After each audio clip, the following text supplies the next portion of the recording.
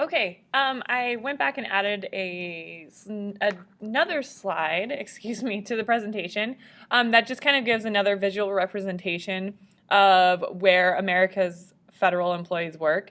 And this pie chart obviously shows that the vast majority of them work in the Defense, Veterans Affairs, Homeland Security, and Justice Departments. And then the other areas are represented as well.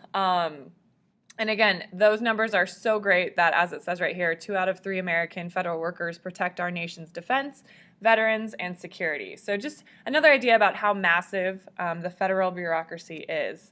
We already talked about how they get their jobs, and just know the acronym for the Office of Personnel Management, OPM. So if you want to think of it as OPM or OPM, it's up to you. And the Chief Advisor of the Office of Personnel Management is also a presidential appointee with Senate approval. So how does the executive and the legislative branch control the bureaucracy, since it's so huge? Well, one way in which the bureaucracy is regulated is by the executive branch, the president. It's the president who appoints the heads of all the different agencies. The president can issue executive orders and then can also threat to alter budgets or reorganize the structure of the bureaucracy. So those are ways in which the president exercises power over the different policies coming out of the different agencies and departments. In terms of the Congress, Congress's most influential way to influence the bureaucracy is, of course, through money. Congress has to approve all the budgets for all of the different agencies and departments. And so if there is not cooperation on both sides of that deal, then Congress can always give less money to the agency, and that obviously is going to change what the agency is able to do. An example that I wanted to share was, let's say, something with budgets that's kind of interesting is budgets have the cap that an agency or department is allowed to spend. And one way in which Congress will try to ensure efficiency is by why am I drawing a blank right now? By decreasing the budget if that particular agency isn't spending the money. So for example, each of the departments here at Cathedral Catholic, so for example, I'm the chair of the social science department, we have a budget, and let's say that it is $10,000 for the school year. And that can cover things like copies that need to be made, any purchases that a department member needs to make for the classroom in terms of films or books, etc. $12,000 or $10,000 would be the budget.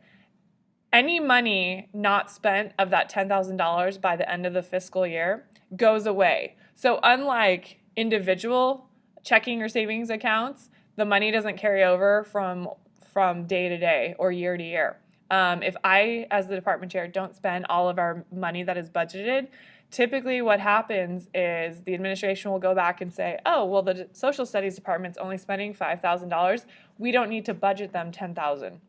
And so one of the things that happens through the appropriations of the budget is we see agencies make a very concerted effort to spend their money. And that is then going to beg the question, are they spending it superfluously or frivolously, or are they spending it efficiently? And then Congress also has legislative oversight of the different regulations and policies that the agencies and departments are administering. And if Congress feels that one of them needs to be questioned, they can call for an oversight committee investigation or a budget investigation, again, to see how the money is exactly being spent. And in class, we looked at the different types of groups that fall under the federal bureaucracy: the independent executive agencies, independent regulatory commissions or agencies, and then the government corporation. So the executive agencies are those that are not cabinet departments, regulatory commissions, or government corporations, and the leaders are appointed by the president. And a couple of examples are the General Services Administration and the National Science Foundation. So they essentially are a group whose jobs are different than regulating or providing services. So it's basically, okay, what's left over that needs to be accomplished? The regulatory commissions are all about making and enforcing rules to protect public interest. And the examples, FCC, the Federal Reserve, FAA, and all of these alphabet agencies, as they're called. Government corporations are the ones that provide service to people, and it is for a charge, but as we talked about, that charge is a lot less than if private citizens were to control that particular sector. So the main purpose of the bureaucracy is to implement policy. And the definition of policy implementation is the stage of policy making between the establishment of a policy and the results of the policy for individuals. And then in parentheses, it gives examples of what policy looks like. So passage of a legislative act, issuing of an executive order, handing down a judicial decision, or issuing regulatory rules. So all of those would qualify as different forms of public policy. In order for policy to be implemented, these three steps need to be met. And then here are some examples of why policy implementation may fail. I don't know if this necessarily would show up on a test, but you might find it interesting. I do not, so we are going to skip it. In terms of how the bureaucracy is often sort of viewed by different political parties, the matter at hand is often regulation. So how much government regulation or involvement should there be over a particular sector? And then regulation is the use of governmental authority to control or change some practice in the private sector. So regulation of businesses, regulation of education, anything in the private sector, business licenses, anything. If you have regulation, that means you have more government involvement. And then if you have deregulation, you see the lifting of government restrictions on business, industry, and professional activities. And then lastly, in this chapter, we need to talk about the iron triangle theory. And to sum it up, I guess the way that it's most helpful for me to explain it is this idea that there are three different parts working together in sort of a help me, help you relationship. And the three parts are the federal bureaucracy, so all of those agencies and departments that we've discussed, different interest groups, so these can be different sectors of our society, and then Congress. So the bureaucracy, interest groups, and Congress. Those are the three parts of the iron triangle. And essentially, it's the interrelationship among them and how they benefit from helping one another. And so the example that we look at right here is how the bureaucracy, the tobacco industry, and the subcommittee of the House and Senate Agricultural Committee, how they work together and help each other. And you can see that between all three of them, you can see arrows going both direction, which is symbolizing the interrelationship. So again, help me, help you.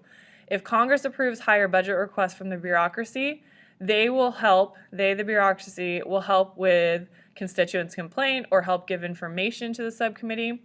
If the bureaucracy makes rulings on tobacco and production prices that the interest groups support, then they will then support the agency's budget requests and then give them information about the industry, which the bureaucrats will then pass to Congress. The interest groups will then help the Congress people get campaign contributions and support, and then on the flip side, Congress will help pass legislation that positively or benefits the interest group. So again, help me, help you. I'll help you here, you'll help me there, and it goes in this little triangle.